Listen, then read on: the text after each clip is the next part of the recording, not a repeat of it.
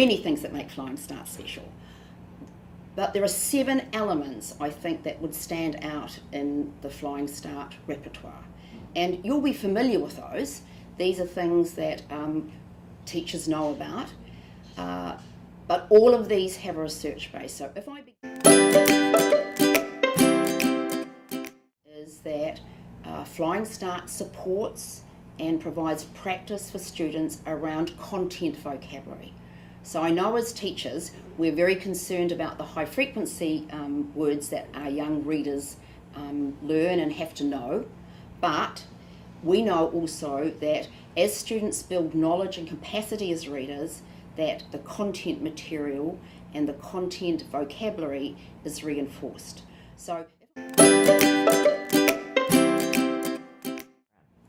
in the Flying Start to Literacy resource, we initially introduced 26 high frequency words. So one of the things we've done in Flying Start is to make sure these high frequency words are also repeated, a bit like the content vocabulary, but we've been very, very thoughtful about the syntactic context in which those words are met. By exposing students to a variety of text types, this is when they develop a variety and a flexibility of reading strategy. We have deliberately paired our books so that for each set of books there is a piece of text that is within the informational band and a piece of text which is in the narrative band. So in Flying Start we have a range of books that obviously increase in difficulty as the students move in their developmental process.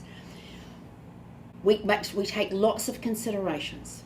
It's easy to think that the vocabulary gets harder, and that's one consideration, but we're more thoughtful about that.